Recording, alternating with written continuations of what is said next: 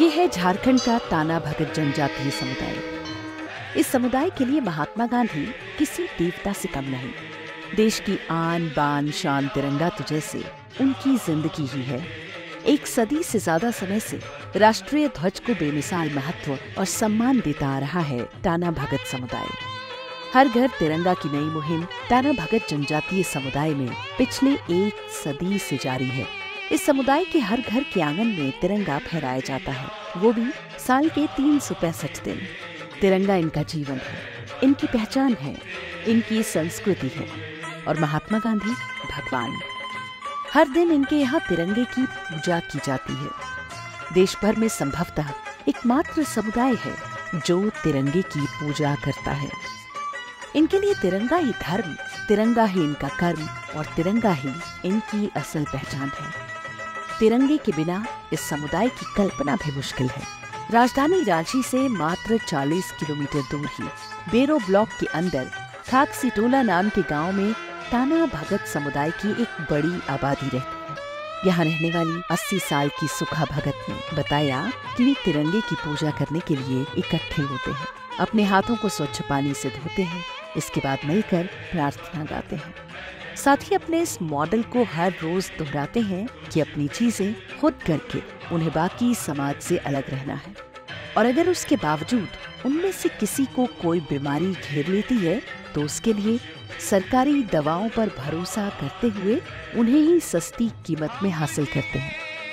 सूखा भगत आके बताती हैं कि उनके समुदाय में कभी किसी को दवाओं पर खर्च करना भी पड़ता है तो वो बोझ नहीं लगता और 100 से 200 रुपए के खर्च में ही उनकी सभी बीमारी खत्म हो जाती है। पूरे देश में जन औषधि केंद्रों की एक श्रृंखला स्थापित की गई, जहां उच्च गुणवत्ता वाली 800 से ज्यादा दवाइयां बहुत ही कम कीमत पर उपलब्ध हैं। केवल जन औषधि के माध्यम से ही इसी वर्ष लगभग 1000 करोड़ रुपए की बचत आप जैसे लाखों परिवारों को हुई है।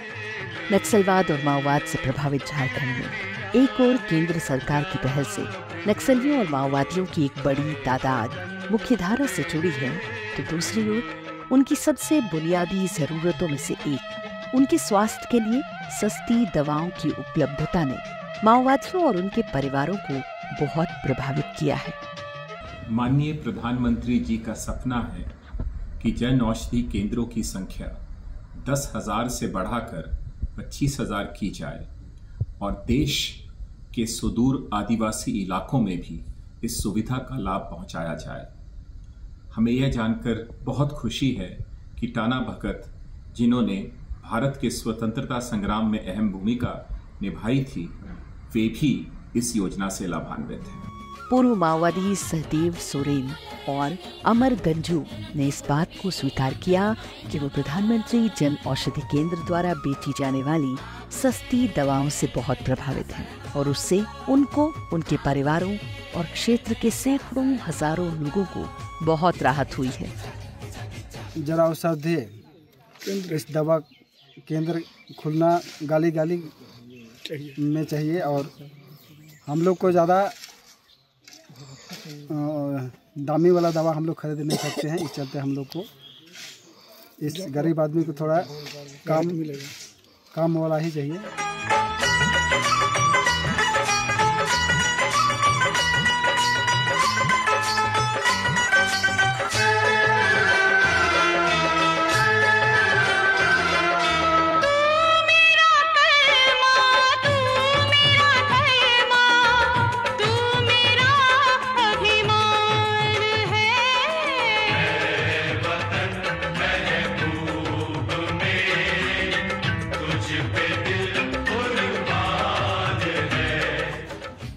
अब तस्वीर बदल चुकी है। झारखंड के आम लोगों के साथ जनजातीय समुदायों में आत्मविश्वास पैदा करने की केंद्र सरकार की अनथक पहल ने झारखंड में हालात को सामान्य बनाया है। झारखंड के जनजातीय समुदाय देश की मुख्यधारा से ऐसे जुड़े कि ताना भगत समुदाय के साथ पूर्व माओवादी भी स्वयं को पहले से मजबूत महसूस करने लगे। हालात ऐसे बदले कि अब उनको दवाई पर खर्च होने वाले पैसों की चिंता नहीं। दवाई पर ना के बराबर होने वाले खर्च ने उनके घर के हालात को भी बेहतर किया। अब टाना भगत समुदाय की सूखा भगत बहुत खुश हैं।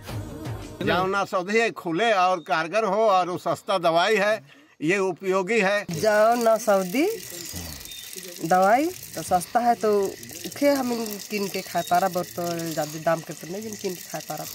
पूर्व माओवादी सहदेव सोरेन और अमर गंजू उन 4 करोड़ झारखंड के लोगों के लिए एक मिसाल है कि कैसे 10 सालों में झारखंड लैंडमाइंस हमलों, गोला बारूद की आग से बेहतरी और खुशहाली में परिवर्तित हुआ है। स्वास्थ्य के मामले में झारखंड के जनजातियों की लाइफ इंडेक्स में बढ़ोतरी हुई है।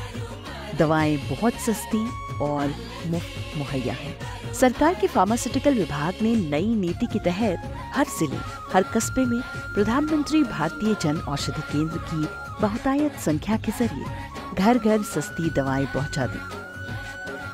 टाना भगत जो आपने कहा कि जो एक जनजाति है और जो 3 जिलों में झारखंड में है, उन्हीं 3 जिलों में भी जनौषधि के केंद्र हैं और इन जनौषधि केंद्रों के माध्यम से कोई भी व्यक्ति, कोई भी ट्राइबल कैटेगरी के व्यक्ति जाकर अपनी जरूरत की दवाइयाँ सस्ते दामों पर खरीद सकते हैं। प्रधानमंत्री ने देश की एकता और अखंडता का जो सपना देखा तो एक तरफ बड़ी संख्या में माओवादी मुख्यधारा से जुड़े और नक्सली हमलों पर लगाम लगी और झारखंड में विकास ने तेजी से कदम बढ़ाया। लोगों का जीवन स्तर बढ़ा। सबका साथ, सबका विकास और सबका विश्वास के नारे ने सही मायनों में झारखंड के जल, जंगल, जमीन के महत्व को उजागर किया। अब झारखंड कुछ दशक पहले वाले झारखंड से अलग है। प्रधानमंत्री ने जो सबसे अहम कदम उठाया वो था डिपार्टमेंट ऑफ फार्मास्यूटिकल्स के जरिए बड़ी तादाद में प्रधानमंत्री भारतीय जन औषधि केंद्र खोलकर हर प्राइमरी स्वास्थ्य केंद्र और हर अस्पताल तक सस्ती, गुणवत्तापूर्ण जेनेरिक दवाएं आम करना, जिनकी कीमत ब्रांडेड दवाइयों के मुकाबले सिर्फ 10 से 25% तक ही होती है। ये आंकड़ा झारखंड की जनजातियों के बेहतर और सुधरते स्वास्थ्य व्यवस्था को प्रदर्शित करने के लिए एक आईना है। जन औषधि में थोड़ा रेट कम है, इसलिए यहाँ दवाई लेते हैं और बाहर से लेने से महंगा पड़ जाता है। सस्ता मिलता है सर, कम से कम दाम में हम लोगों को मिल जाता है। झारखंड में लगभग 3.5 लाख लोगों पर एक प्रधानमंत्री जन औषधि केंद्र है, जिसके संचालक माई केंद्र, माई प्राइड के तहत न सिर्फ देश और समाज की सेवा कर रहे हैं, बल्कि रोजगार की अवसर पाकर संतुष्ट हैं। ये संख्या आने वाले वर्षों में और तेजी से बढ़नी है। लगातार बढ़ती प्रधानमंत्री जन औषधि केंद्रों की संख्या इस बात की गवाह है कि प्रधानमंत्री के झारखंड को लेकर विकास के सपनों को पंख लगाने में डिपार्टमेंट ऑफ फार्मास्यूटिकल्स ने युद्ध स्तर पर वहां काम किया है। भारत सरकार के 10 साल के प्रयासों और प्रधानमंत्री नरेंद्र मोदी के विकास के सपनों को सच्चाई में बदलने को किसी कवि ने अपने शब्दों में ऐसे पिरोया है। जब एड़ी चोटी का प्रयास होता है तब सपने सच होते हैं। जब खुद पर पूर्ण विश्वास होता है तब सपने सच होते हैं। मेरी जान तिरंगा है, अरमान तिरंगा है, अभिमान तिरंगा है। मेरी जान तिरंगा है, मेरी जान तिरंगा है। याद शहीदों की आएगी जब ये ध्वज